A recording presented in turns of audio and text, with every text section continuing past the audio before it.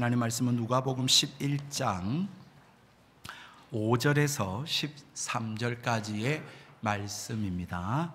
누가복음 11장 5절에서 13절까지의 말씀입니다. 신약성경 제가 가지고 있는 성경으로 111쪽인데요. 우리 찾으신 줄 알고 제가 봉독해 드릴 테니 보시고 들으시기를 바랍니다. 또 이르시되 너희 중에 누가 벗이 있는데 밤중에 그에게 가서 말하기를 벗이여 떡 세 덩이를 내게 구워달라. 내 벗이 여행 중에 내게 왔으나 내가 먹일 것이 없노라 하면 그가 안에서 대답하여 이르되 나를 괴롭게 하지 말라. 문이 이미 닫혔고 아이들이 나와 함께 침실에 누웠으니 일어나 내게 줄 수가 없노라 하겠느냐. 내가 너에게 말하노니 비록 벗됨으로 인하여서는 일어나서 주지 아니할지라도 그 간청함을 인하여 일어나 그 요구대로 주리라. 또 내가 또 너희에게 이르노니 구하라 그러면 너희에게 주실 것이요 찾으라 그러면 찾아낼 것이요 문을 두드리라 그러면 너희에게 열릴 것이니 구하는 이마다 받을 것이요 찾는 이는 찾아낼 것이요 두드리는 이에게는 열릴 것이니라.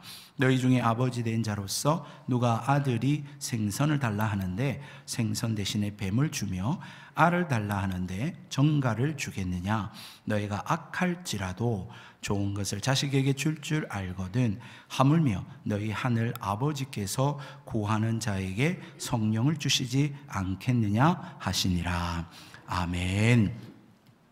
오늘 하나님께서 우리에게 주시는 말씀은 기도에 관한 말씀입니다. 우리가 읽었던 이 누가복음 11장 1절에서 5절까지의 말씀에 예수님께서는 기도의 모범으로서 주기도문을 가르쳐 주셨습니다. 그리고는 오늘 본문의 말씀이 이어서 주어지고 있는 것이죠. 오늘 본문에는 기도라고 하는 단어를 가르치는 단어들로 가득 차 있습니다. 그러니까 다시 말하면 기도라고 하는 이 단어는 한 번밖에 안 나온다 할지라도 기도와 같은 의미의 단어들이 많이 등장하고 있습니다. 간청하다, 구하다, 찾다, 문을 두드리다, 달라고 하다 라고 하는 등의 단어들이 많이 쓰여지고 있죠. 인간은 본능적으로 어떤 어려움에 어떤 위기 상황에 이르면 누군가에게 도움을 요청합니다. 간절히 바라고 소원하는 것이 있을 때에도 역시 누군가에게 정성을 다해 그 소원을 빌기도 하지요. 이것을 일반적으로 기도라고 말합니다. 즉 기도라고 하는 이 단어는 기독교회에서만 사용하는 단어가 아니라는 것입니다. 연약한 인간의 본성적으로 반응하는 일이며 나타내는 행위다라는 것입니다. 그래서 다른 종교에서도 이 기도라고 하는 단어를 사용하고 있고 또 기도라고 하는 행위를 행하고 있습니다. 그렇다고 여러분 기도라고 하는 단어를 쓰고 기도의 행위를 한다고 해서 여러분 우리 기독교에서 사용하는 이 기도와 같은 의미일까요? 다르다면 어떤 의미에서 다를까요? 이것이 문제이죠. 우리가 믿는 바는 분명히 일반 사람과 다른 종교와 확연하게 다릅니다. 다시 말해서 우리의 믿는 바, 신앙 고백은 성경을 따라서 그렇게 우리는 믿고 살아갑니다. 그렇다면 여러분 기도, 성경에서 기도라고 하는 이 행위도 하나님 앞에서 이 신앙생활도 여러분 우리가 일반적인 그러한 행위로서의 모습이 아니라 성경에서 가르치는 바를 따라야 하지 않겠습니까? 여러분 성경에서 우리가 가르치는 바를 믿고 우리가 살아가는데 기도라고 하는 행위도 일반적인 사람들이 생각하는 것처럼 똑같이 생각하고 일반 사람들이 다른 종교에서 행하는 그 기도의 행위처럼 우리가 똑같이 한다면 여러분 그것은 비성경적이고 또한 여러분 그것이 바람직하지 않다라는 사실이라고 하는 것이죠. 여러분 일반적으로는 사람들이 기도라고 하는 행위를 앞서 설명드린 것과 같이 내가 원하는 것을 내 방식대로 내가 원하는 것을 얻는 행위, 그것을 기도라고 말합니다.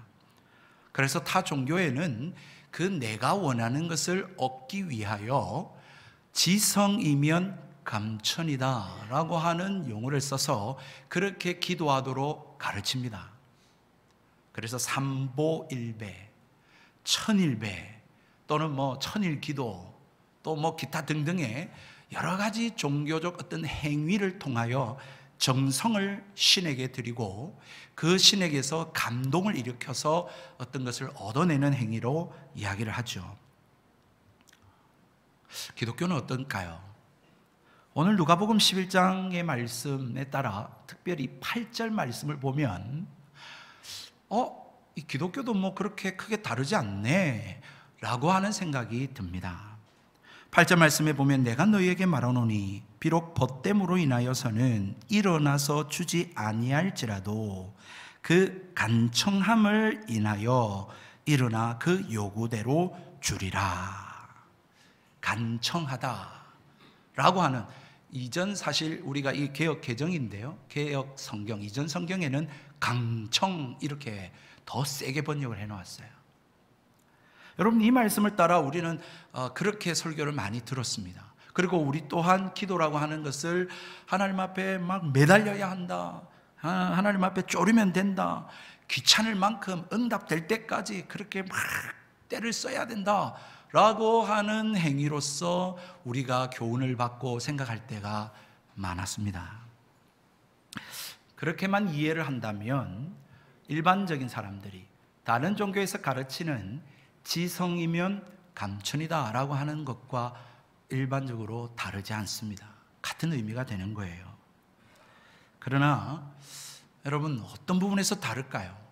우리가 그냥 느낄 수도 있는 것처럼 여러분, 지성이면 감청이다 라고 하는 것과 이 기독교의 이 기도의 가르침과 다른 것은 크게 두 가지 차원으로 드러납니다. 첫 번째는요, 대상이 다릅니다. 여러분, 지성이면 감천이다 라고 하는 이 표현에서 우리가 알 수 있는 것은 일반적인 사람들과 타 종교에서 비는 그 대상은 모호한 대상입니다. 그래서 하늘천을 써서 하늘을 감동시킨다 이런 표현으로 사용을 하고 있어요. 그러니까 기도의 대상이 누구인지는 모르겠지만 어쨌든 신이시여 나를 도와주십시오 라고 하는 기도라는 거예요. 그럼 우리는 그렇지 않죠. 두 번째는요, 여러분, 이렇게 기도를 하게 되면 대상이 누구든지 상관이 없고 그 대상을 감동시키기 위해서 중요한 것은 내가 드린 공이라고 하는 사실입니다.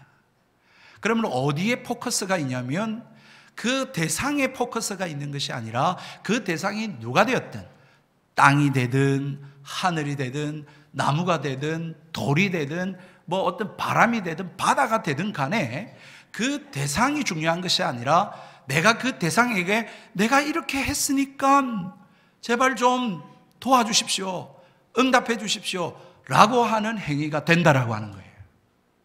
그렇기 때문에 여러분, 일반 사람들과 또한 종교에서, 다른 종교에서의 기도의 행위는 아주 어떤 대상이든 간에 공을 들이죠. 구슬하고 돈을 많이 들이고 또 며칠 날을 정해가지고 하고 또 어떤 행위를 통해서 그렇게 신에게 그의 강구를 요청합니다. 그러나 성경의 가르침은 다릅니다. 먼저 특별히 대상이 분명합니다. 뿐만 아니라 그 대상과의 관계를 중요하게 생각합니다. 그래서 예수님께서 기도의 모델과 모범으로 가르쳐 주신 주님의 기도, 주기도문에 맨 처음 그 대상의 이름을 부릅니다. 하늘에 계신 우리 아버지여. 대상이 분명할 뿐만 아니라 그 대상과 나와의 관계가 어떠하냐라고 하는 것이 중요하다라고 하는 것을 우리에게 가르쳐 주고 있는 것이죠. 여러분, 누구에게 기도를 하십니까? 그리고 여러분들이 기도하고 있는 그 대상과 여러분과 무슨 상관이 있는 분이십니까? 무슨 상관이 있기에 여러분의 기도를 들어야 됩니까? 왜 여러분의 요구를 들어줘야 되는 거죠. 누가복음 이 11장에 예수님께서 가르친 주기도문에는 예수님께서 누구이시며 나와 무슨 상관이 있으며 또 그분에게 무엇을 기도해야 되느냐라고 하는 것을 가르쳐 주었다면, 오늘 우리가 읽은 5절로부터 13절까지의 이 말씀에는 그러면 그분에게 어떻게 기도해야 되냐, 또 왜 그렇게 기도해야 되느냐라고 하는 기도의 자세와 태도를 우리에게 가르쳐 주고 있습니다. 여러분, 그래서 이 비유를 이 비유에 대한 5절로부터 8절까지 나타나는 이 비유에 대한 별명, 제목, 타이틀이 좀 여러 개가 있습니다. 그 중에 크게 두 가지는요, 첫 번째는 밤중에 찾아와서 그렇게 간청하는 친구의 비유라고 이야기를 하고요, 또 어떤 제목은 밤중에 도와달라고 간청함을 받아서 밤중에 일어난 친구의 비유라고 부르기도 합니다. 이 아침에 좀 여러분 복잡하시겠지만 더 하나님이 무엇을 이 본문을 통해서 우리에게 뭘 말씀하시려고 하는가라고 하는 것을 찾기 위해서 조금만 생각해 보십시다. 여러분, 이렇게 제목이 달라지는 데는 어디에 포커스, 초점과 강조점을 두느냐에 따라서 달라집니다. 그 의미도 달라져요. 여러분, 먼저 한번 생각해 봅시다. 먼저 초점을 밤중에 찾아와서 문을 두드리고 야 좀 도와달라라고 하는 친구에 우리가 초점을 둔다면 여러분, 어떤 의미가 될까요? 앞서 말씀드린 것처럼 일반적인 사람들이 타종교에서도 하듯이 끝까지 응답될 때까지 간절하게 성가시게 졸라대야 되고 기도해야 된다라고 하는 기도의 열심을 가르쳐주는 내용이 됩니다. 그렇지 않습니까? 그런데 두 번째로 비유의 초점을 찾아온 친구가 도와달라고 하는 친구에 의해서 밤중에 이렇게 날벼락을 맞은 것처럼 여러분, 일어나서 그렇게 그 간청함을 받는 사람에게 포커스를 둔다면 여러분, 어떤 의미가 될까요? 왜 그렇게 친구의 소원을 들어줘야 하느냐라고 하는 것이 됩니다.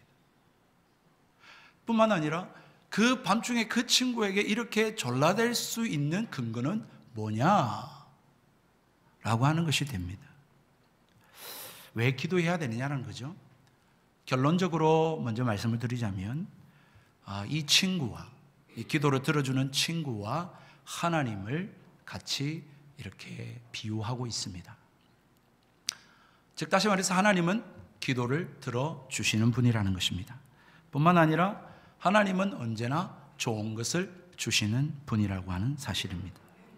예수님께서 이 비유에 대한 이야기를 하셨을 때 여러분, 오늘 본문뿐만 아니라 앞으로 누가복음 18장에 가서도 한 번 더 살펴보겠지만 불의한 재판관과 과부에 대한 비유에서도 동일한 의미를 가르치고 있는데요, 무엇이냐면 간청하면, 구하면 하나님께서는 들어주시는 의로우신 분, 좋은 분이라고 하는 사실을 말해주고 있는 것이죠.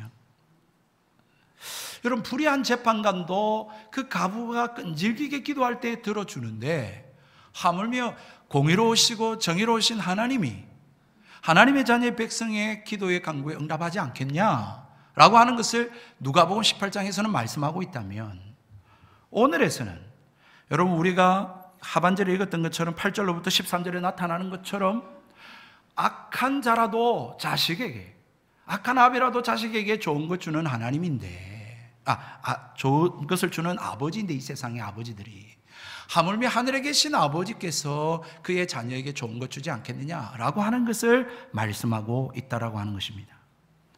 그런데 왜 이야기를 하고 있느냐? 여러분, 누가복음은요, 사복음서 중에 기도를 가장 많이 가르치는 복음서입니다.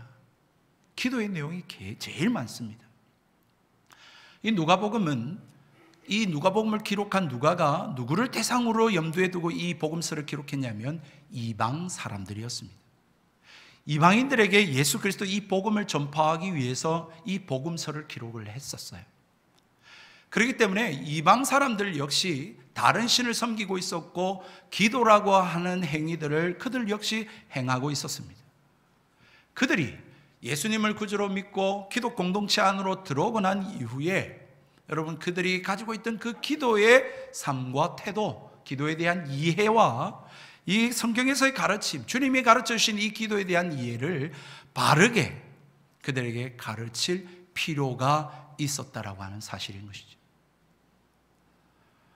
여러분, 그들이 주님을 믿고 기독 공동체 안에서 하나님의 나라를 이루어가는 삶을 살아갈 때에 너희들이 어떻게 기도해야 되는가, 무엇을 기도해야 되는가, 왜 그렇게 기도해야 되는가에 대한 이야기를 하고 있는 것입니다. 여러분, 그러므로 이방 그리스도인들이 기독 공동체 안에서 보여줬던 모습이 어떻겠습니까? 앞서 말씀드린 것처럼 우리가 가졌던 그런 모습 아니겠어요? 지성이면 감천이다 라고 해서 금식을 하고 또 뭐 어떤 막 행위들, 뭐 우리가 열왕기상에 보면 이 바알과 아세라의 선지자들은 막 몸을 긁고 막 춤을 추면서 막 그렇게 하면서 신에게 구하지 않았습니까? 모르겠어요. 아마 이 초대교회의 성도들 중에 그러한 어떤 그런 이방신들에게 행했던 기도의 모습들을 가지고 있었는지도 모르겠습니다. 그렇기 때문에 여러분, 오늘 이 본문의 말씀을 그와 같은 차원의 의미로서 이해하면 여러분 좀 곤란한 문제가 생기는 것이죠. 뿐만 아니라 오늘 본문에서 이 우리가 핵심적으로 취하는 이 단어, 간청하다라고 하는 이 단어 역시 여러분 우리가 가지고 있는 이해와 다릅니다. 이 간청하다라고 하는 이 헬라어 단어가 아나이데이아라고 하는 단어입니다. 이 아나이데이아라고 하는 이 단어의 원래 헬라어의 뜻은 부끄러움 없이라고 하는 뜻입니다. 그러므로 한글 개역 성경에서는 지금 이것을 간청함으로 인하여 이렇게 번역을 해 놓았지만 여러분, 헬라어 원문을 그대로 번역을 하자면, 직역을 하자면 그의 창피당하지 않음을 인하여 라고 하는 의미가 됩니다. 다시 한 번 더 말씀드리게요. 그의 창피당함을, 부끄러움 당하지 않음을 인하여 그 요구들을 들어준다라는 표현이 돼요. 여러분, 이런 관점에, 이런 의미에서 우리가 끝까지 쫄라대야 된다, 때를 쓰면 응답한다 라고 하는 의미가 첫 번째로 아님을 우리는 분명히 알게 됩니다. 그런데 왜 이렇게 번역해 놓았을까? 여러분, 여기에 좀 애매모호한 해석이 있습니다. 그러면 그의 간청함을 인하여, 그의 창피당하지 않음을 위하여, 그럼 그가 누구일까요? 두 가지로 우리가 이해할 수 있죠. 첫 번째는 밤중에 막 친구의 집에 찾아서 문을 두드리면서 야, 좀 도와달라고 하는 그 친구의 부끄러움을 당하지 않기 위하여 라고 하는 해석이 첫 번째입니다. 그러니까 제가 밤새 여러분 누구 집에 찾아가지고 지금 이런 일이 있는데 좀 급하다고 도와달라고 막 했는데 여러분 친구가 안 도와주고 거절하고 문도 안 열어주면 제가 얼마나 부끄럽겠습니까? 얼마나 창피하겠어요. 밤중에 막 시끄럽게 떠들어 놓고 이거 다 깨워놓고. 그러니까 반드시 응답받아야 되는데 그 수고가 헛되지 않아야 되는 거죠. 그런 해석이 됩니다. 그러므로 그의 창피함을 당하지 않기 위하여 끝까지 응답받을 때까지 그 수고가 헛되지 않도록 구해야 된다라고 하는 의미가 됩니다. 두 번째는요, 포커스를 간청당함을 얻는, 밤중에 홍두깨 같은 이 친구의 포커스를 두자면 어떤 의미가 될까요? 그 친구가 밤에 누군가 찾아오면 막 문을 두드렸습니다. 근데 야, 무슨 일이냐, 밖에서 이제 이야기 들어보니까 야, 이런 일이 있는데 좀 도와달라고, 급하다고. 근데 안 도와줬어요. 야, 지금 다 자고 있어. 지금 뭐 어떻게 할 수 없어. 미안해, 돌아가. 내일 아침에 하든지 하자 라고 해서 거절했단 말이에요. 거절하고 난 다음에는 그에게 어떤 창피함이 있을까요? 그 다음 날 여러분 동네방네 어떤 소문이 날까요? 저 친구가 밤새 어떤 사람이 와가지고 막 도와달라고 막 이웃들 다 깨고 막 그렇게 난리버스를 했는데 끝까지 안 도와주더라. 진짜 매정하더라. 와, 전 사람도 아니야 라고 하는 이야기를 듣지 않겠냐는 거죠. 특히 유대 사회에는 나그네들에 대한 환대법, 그러한 것들이 관습법으로 오고 있었던 사회입니다. 그럼 나그네도 그렇게 대접하는데 친구가 그렇게 밤중에 와서 도와달라 했는데 안 도와줬다? 그거는 이웃 동네 사람들한테 손가락질 당하고 욕먹을 일이라고 하는 사실인 겁니다. 그러므로 이 지금 강청함을 당하고 있는 입장에서 이 친구는 안 들어줄 수도 없는 거예요. 그의 부끄러움을 당하지 않기 위해서. 그래서 들어줬다라고 하는 해석이 됩니다. 여러분, 두 가지 다 해석이 가능합니다. 두 가지 의미가 다 주어지고 있다고 봅니다. 그러나 여러분, 그러므로 우리로 하여금 주님께서는 기도하라는 것이죠. 부르짖으라는 것이죠. 하나님 앞에 엎드리라는 것입니다. 틀림없는 사실입니다. 그러나 오늘 본문의 핵심은 뒤쪽에 있다라고 말씀드릴 수 있습니다. 왜냐하면 기도의 응답은, 문제는 주는 자에게 핵심이 있기 때문에 그렇습니다. 주는 자에게 포커스가 있어요. 왜 그 사람의 소원을 들어줘야 되느냐? 뿐만 아니라 우리가 읽었던 8절로부터 10절의 말씀에 여러분 여기에 대조가 등장하고 있습니다. 기도해야 된다. 구하라, 찾으라, 문을 두드리라. 구하는 이가 받을 것이고 찾는 이가 찾아낼 것이고 두드리는 이에게 열릴 것이다 라고 하는 것을 9절 10절에 말씀합니다. 그런데 왜 11절로부터 13절에 세 가지 대조가 등장합니다. 첫 번째가 여러분 생선을 달라 하는데 뱀을 주며, 알을 달라 하는데 누가 정갈을 주겠느냐. 다시 말해서 여러분, 우리의 피로 좋은 것을 달라고 하는데 어떻게 악한 것, 나쁜 것을, 해로운 것을 주겠느냐 라고 하는 대조를 하면서 맨 끝에 여러분 13절에 너희가 악할지라도, 여기서 너희는 누굽니까? 인간적인 아버지인 것이죠. 여러분, 인간적인 아버지가 악할지라도 좋은 것을 자식에게 줄 줄 아는데, 하물며 너희 하늘 아버지께서 구하는 자에게 성령을 주시지 않겠느냐 라고 하는 말씀을 하고 있는 것입니다. 마태복음 6장에는 여러분 동일하게 어떤 비유가 등장하죠? 악한 아버지라도, 악한 아비라도 자식에게 좋은 것 줄 줄 알거든 하물며 하늘에 계신 너희 아버지일까 보냐 라고 하는 말씀이 등장하고 있습니다.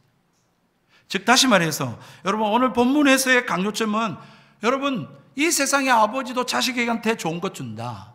마찬가지로 이 밤중에 찾아와서 막 도움을 청하는 자가 어떤 행위를 했기 때문에 들어주는 것이 아니라 그 청하는 자가 누구냐라는 것이죠. 그 자녀와 그 간청함을 들어주는 자의 그 관계가 어떤 관계냐? 아버지와 자식의 관계이기에 하나님께서는 그에게 들어주신다라고 말씀하고 있는 것입니다. 그러므로 여러분, 무엇이든지 구하라. 그러면 내가 다 들어주겠다라고 하는 말에 이해가 되는 거죠.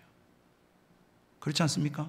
무조건 때를 쓰고요, 무조건 여러분 어떤 행위를 통해서 막 하나님 앞에 여러분 끈질기게 구하면, 응답받을 때까지 구하면 다 된다, 이런 의미가 아닌 겁니다. 그러면 안 믿는 사람도, 타종교 사람도 다 해당 사항이 됩니다. 그게 아닌 것입니다. 여러분, 무엇이든지 구하라 그러면 내가 다 들어주겠다라고 하는 이 의미로는 여러분은 어떤 대상에게 이 말씀을 주고 있는지를 여러분들이 기억하셔야 된다라고 하는 사실인 것입니다. 하나님이 아버지인 자들에게 주시는 말씀이에요. 하나님은 안 돼라고 말씀하실 수 있는 분이십니다. 그렇지 않습니까? 저는 하나님이 안 된다라고 하는 응답을 너무너무 많이 받은 사람입니다. 그러면은 하나님이 우리에게 사랑이 없으시고 우리에게 관심이 없으시고 우리에게는 눈길을 두지 않으시는 분이십니까? 그래서 응답이 안 되는 겁니까? 그렇지 않다라는 것이죠.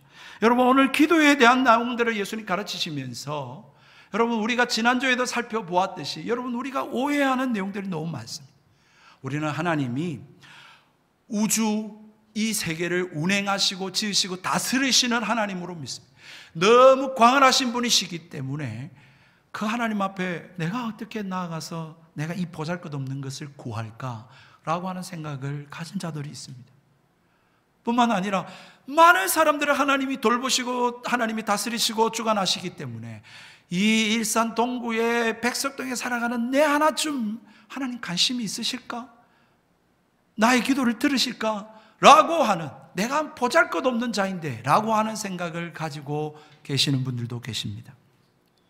또한 하나님은 모든 것을 다 하시는 전지전능하신 분이기에 내가 뭐 굳이 기도하지 않아도 하나님은 알아서 다 책임지신다 라고 하는 생각을 가지고 계신 분도 있습니다. 그러나 여러분, 오늘 본문의 말씀 보십시오. 하나님이 여러분의 아버지이십니까? 그렇다면 여러분 아버지께서 자녀인 나를 여러분 돌아보시지 않겠어요? 관심 갖지 않겠습니까? 귀를 기울이지 않겠습니까? 하나님 내게 관심을 갖지 않겠냐라는 것입니다. 그러므로 오늘 이 말씀에서 이야기하는 것은 여러분 하늘 아버지께서, 하물며 하늘 아버지다, 그 아버지에게 너에게 관심이 있고 너의 신음에도 응답하시고 너에게 눈길이 있으므로 네가 어떤지 못 어떤지 그게 중요한 것이 아니라 네가 하나님의 자녀라고 하는 그 사실에 놀라운 위대한 그러한 축복이 있다고 하는 사실을 깨달아라, 그렇게 말씀을 하고 있는 것입니다. 여러분, 아버지는요 아들의 필요를 잊지 않습니다. 아버지는요 아들이 찾아와서 말할 때에 좋아합니다. 그렇지 않습니까? 아들이 어떤 문제를 있든지 아버지한테 나와 상의하고 함께 이야기를 나누고 그의 요구들을 말해주기를 아버지는 기다리고 있습니다. 오늘 본문에서 여러분 이 자녀가 어떻게 거룩하고 어떻게 흠이 없고 어떤 여러분 행위를 했다라고 하는데 성경은 포커스가 없습니다. 그렇지 않습니까? 여러분 이 간청하는 친구도 그렇고요, 그의 자녀가 여러분 하나님 말씀대로 살았는지 믿음으로 살았는지 여러분 어떻게 여러분 하나님 앞에서 순종하며 사는지 아무런 언급이 없습니다. 그것을 조건으로 내걸지 않습니다. 단서를 달고 있지 않습니다. 그는 하나님 앞에 범죄한 죄인이요 뿐만 아니라 하나님 앞에 떳떳하게 구할 수 없는 자라고 할지라도, 그 어떤 위치에 있는 자라 할지라도 밤중에 나와서 두들기고 구할 수 있는 그러한 자격을 가진 자라고 말씀을 하고 있는 것입니다.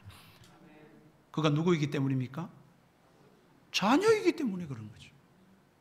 자녀이기 때문에 비록 내가 아버지한테 잘한 것도 없고 떳떳한 것도 없고 여러분 그럴 만한 것이 아무것도 없지만 내가 아버지 자녀니까 아버지한테 가서 구할 수 있다라고 하는 사실이요, 그 자녀의 그 구함을 아버지는 좋은 것으로 주신다라고 성경에 말씀하고 있는 것이죠. 여러분 성도님들 중에 기도에 대해서 굉장히 오해하고 있는 분들이 많이 계시는 것 같아요. 그 중에 또 하나가 기도를 잘하고 싶어 하세요. 목사님 기도가 잘 안 됩니다. 어떻게 하면 기도를 잘할 수 있고 응답받을 수 있습니까? 이렇게 물어보시는 분들이 계세요. 여러분 그래서 뭐 이러쿵 저러쿵 이야기도 많이 하죠. 그런데 여러분 오늘 말씀을 한번 잘 생각해 보십시오. 여러분 왜 우리가 기도가 잘 안 된다고 할까요? 또 어떻게 하면 기도를 잘하고 응답받을 수 있는가를 생각할까요? 어디에 초점이 있는 겁니까?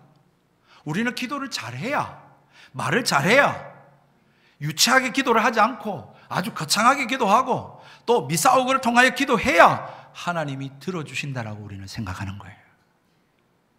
기도의 응답의 조건이 내 말하는 것에 있고 나의 어떠한 행위에 달려있다고 생각하니까 기도를 잘하고 싶어 해요. 그리고 기도가 되니 안 되니 이렇게 이야기하는 거예요. 여러분 하나님이 여러분과 무슨 관계이십니까? 여러분 기도하시는 그 대상이 여러분하고 무슨 상관이 있는 분이세요?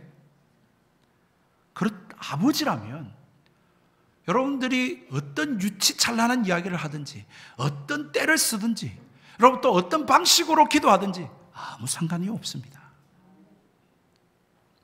아무 문제가 없습니다. 왜냐하면 하나님은 아버지시기 때문입니다. 다 알아들으시기 때문입니다. 다 걸으실 수 있는 분이시기 때문입니다. 그리고 아버지의 뜻대로 행하시기 때문입니다. 철없는 자녀가 와서 아버지 저한테 여러분 벤츠 사주세요 기도해도 됩니다. 여러분 네, 아이고 철없는 놈, 아이고 그래 벤츠 갖고 싶었어, 그래 벤츠 좋지, 근데 지금은 아니야. 나중에 아버지가 주실 수 있으면 주시겠죠. 무슨 말인지 아시겠죠? 뭘 기도해도 돼요. 어떤 사람이 어떤 식으로 기도해도 돼요. 그대로 안 돼요. 하나님 못 알아듣지 않아요. 다 알아들으세요. 그리고 하나님이 하나님의 뜻을 이루세요. 여러분, 이게 하나님의 자녀가 가진 놀라운 특권인 것입니다. 놀라운 권세인 것입니다. 그러므로 걱정하지 마십시오. 내가 어떻게 기도해야 될까? 어떤 방식으로 해야 될까? 남은 100일 기도한다 그러는데, 야, 특세한다고 하는데, 누구는 뭐 이렇게 40일 작정해서 기도한다는데, 괜찮아요. 그렇게 하셔도 되고 안 하셔도 상관없어요. 내가 길을 걸어가도 기도해도 돼요. 집에서 누워서 아파서 기도해도 돼요. 직장에서 일을 하면서 기도해도 돼요. 하나님 우리 아버지시기 때문에 그래요. 내용에 있어서도 그래요. 목사님처럼 막 성경을 가지고 막 기도해도 되고, 그렇지 않아도 되고, 아버지 나 죽겠습니다, 좀 살려주세요, 나 좀 이거 필요한데 좀 내 먹여 살려주세요. 그렇게 심플하고 간단하고 유치찬란하게 기도해도 돼요. 왜? 하나님 우리 아버지시기 때문에, 우리 알아들으시는 분이기 때문에, 도와주시는 분이시고 아버지의 뜻을 이루시는 분이기 때문이라는 것입니다. 그러므로 누가복음의 말씀에 따르면 기도는 뭡니까? 자녀가 아버지에게 응석 부리는 것이라고 말하고 있는 것입니다. 자녀가 아버지한테 떼쓰는 것하고 같은 자녀의 모습이라고 말하고 있는 것입니다. 중요한 것은 뭐예요? 그런 행위로 하라는 태도를 가르치는 게 아니라, 아버지, 하나님이 너희 아버지 맞냐? 하나님과의 관계성을 점검하라는 것입니다. 그렇다면 상관이 없다라는 것입니다. 여러분, 참 우리는 이런 사실을 우리가 기억하지 않기 때문에, 여러분, 우리가 기도의 행위를 언제 하냐면 최후의 보루로 생각해요. 즉, 내가 뭔가를 막 다 해보고 안 되면 하나님 앞에 나아가서 40일 하든지 100일 기도하든지 막 특세를 하든지 막 그렇게 기도하라, 금식을 하든지. 여러분, 기도는 그런 것이 아니라는 것이죠. 기도는 하나님의 자녀의 놀라운 특권이며 권세이며 하나님 아버지와의 관계요 삶이라는 것을 성경은 우리에게 가르쳐주고 있습니다. 여러분, 한번 다른 본문으로 한번 잠깐만 가보겠습니다. 여러분, 마가복음 9장에 어떤 사건이 있었습니까? 우리 누가복음 9장에도 똑같은 사건이 있었는데요. 어떤 사건이 있었냐면, 변화산에 예수님하고 베드로, 야고보, 요한이 올라가서 예수님이 변모하시는 사건을 경험했더랬습니다. 그런데 그 사건 때에 아래에서 어떤 일이 일어났냐면, 한 귀신 들린 아들을 데리고 있는 아버지가 예수님을 찾아왔는데 예수님이 안 보이시고, 제자들이 있으니까 제자들에게 우리 아들을 좀 제발 고쳐달라 라고 하는 요청을 하게 됩니다. 그런데 제자들이 이렇게 애를 쓰고 뭐 어떻게 했는지는 모르겠지만 귀신 떠나가지 않았어요. 병이 낫지 않았어요. 그런 상황 가운데 있었어요. 그때 예수님과 마침 제자들이 내려왔죠. 그러한 상황들을 예수님이 대하시고는 그 병든 아들을 예수 이름으로 고쳐주셨습니다. 예수님께서 고쳐주셨어요. 그리고 난 이후입니다. 제자들이 예수님께 나왔습니다. 예수님, 예수님은 그렇게 하시는데 우리는 왜 못 고쳤을까요? 이유가 뭡니까? 그렇게 했을 때에 마가복음 9장 29절의 말씀에 따르면, 기도 외에는 다른 것으로는 이런 종류가 나갈 수 없느니라, 그렇게 말씀하셨습니다. 다시 한 번 더 말씀드립니다. 기도 외에 다른 것으로서는 이런 종류가 나갈 수 없느니라. 오늘은 마가복음 9장을 말씀드리는 시간이 아니기 때문에 짧게 결론만 말씀드리면, 여러분, 이 말의 의미가 뭡니까? 너희들 기도하지 않았다라는 것입니다. 두 번째로, 너희들 하나님을 의지하지 않았다라고 하는 말입니다. 제자들이 예수님, 왜 우리들은 귀신을 내어 쫓지 못하고 병든 자를 고치지 못했습니까? 라고 하는 질문에 예수님의 대답이, 야, 너희들 하나님 앞에 기도하지 않았고 하나님 의지하지 않았어 라고 하는 대답을 했다는 것입니다. 왜 그들이 그랬을까요? 제자들이? 여러분, 제자들에게 이전에 어떤 일이 있었습니까? 그들이 먼저 파송을 받고 마을로, 동네로 가서 하나님 나라의 복음을 전파할 때에 귀신이 떠나가고 병든 자들이 고침받는 역사가 일어났었습니다. 그렇지 않습니까? 즐거워했습니다. 와, 우리에게도 이런 일이 일어나는구나. 그럴 때에 여러분들이 이들이 가졌던 마음이 어떤 마음이었겠습니까? 그냥 되는 일이구나 라고 하는 생각을 가졌다라는 것입니다.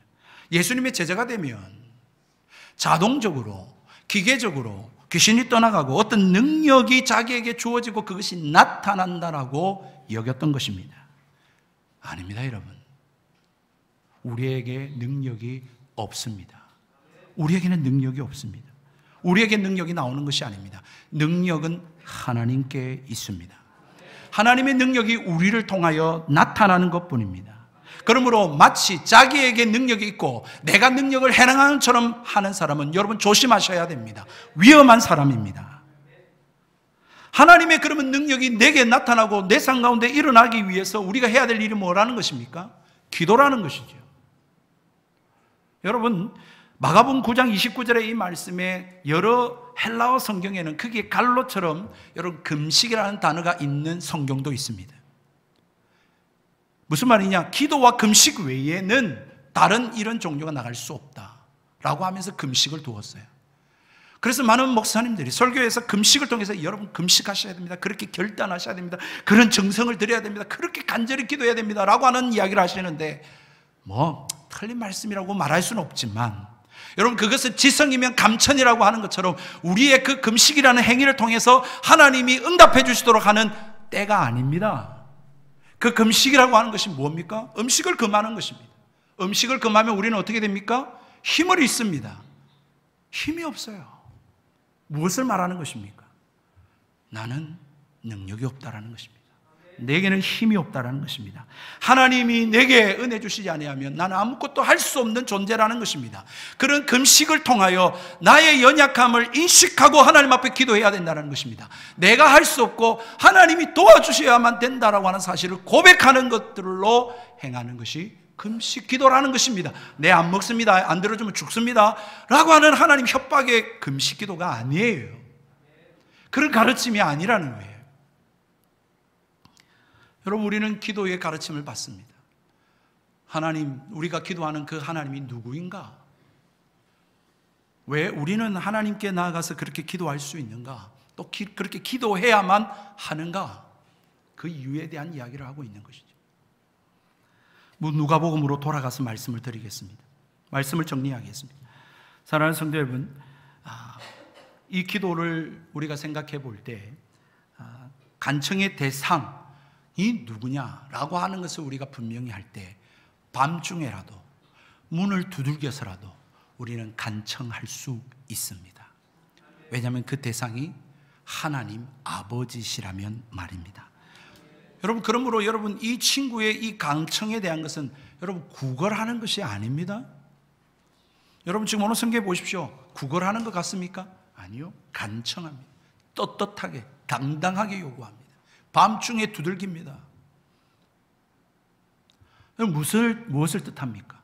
여러분 어떤 자격에서 무슨 이유로 밤에 그것도 문을 두드리고 다 자고 있는데 여러분 그렇게 할 수 있느냐는 것입니다. 무슨 자격입니까? 오늘 8절로부터 13절의 말씀에 누구와 누구를 대조하고 있습니까? 여러분 하나님이 여러분의 아버지십니까? 그것이 분명하다면 여러분은 진정 복 있는 사람입니다. 응답을 받든 안 받든 그게 중요하지 않습니다. 내가 하나님을 아버지라 부르고 하나님 아버지께 언제든지 어떤 상황이든지 내가 믿음으로 살든 말씀대로 살든 못 살든 상관없이 하나님 아버지 도와주십시오 하고 두들기고 당당히 요구할 수 있는 그 축복에 여러분들이 와 있느냐, 그것을 먼저 점검해야 함을 우리에게 가르쳐 주고 있습니다. 하나님의 아버지라면 걱정할 것 없습니다. 두려워하지 마십시오. 하나님은 뱀을 주시지 않습니다. 정갈 주시지 않습니다. 우리에게 좋은 것 주시는 분이십니다. 하나님의 뜻이 이루어집니다. 성령을 보내주셔서 우리와 함께 하시기를 원하시는 분이십니다.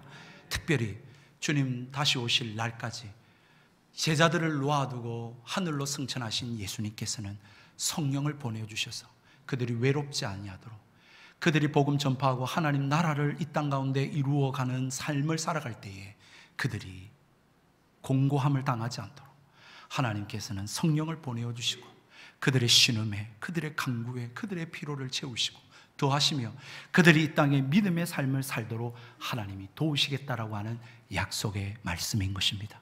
마찬가지입니다. 주기도문을 나의 기도문으로 삼으시는 사랑하는 성도 여러분, 아버지의 이름이 높임을 받으시고 하나님 나라가 이 땅 가운데 이루어지기를 기다리며 살아가시는 성도 여러분, 하나님이 그러한 성도들과 함께 하십니다. 그들의 기도를 들으십니다. 어떤 형편에 있든지 어떤 사정이 있든지 여러분들이 기도를 잘하든 못하든 상관없이 어떤 행위로 여러분 기도하든지 하나님은 아버지가 되신다면 하나님 아버지께서 우리에게 좋은 것으로 채우시고 인도하실 것입니다. 이러한 믿음의 삶을 살고 또 이 기도를 통하여 하나님의 능력을 경험하고 그 풍성함을 맛보며 살아가는 주의 백성들이 다 되시기를 주의 이름으로 축복드립니다. 우리 함께 찬양하십시다.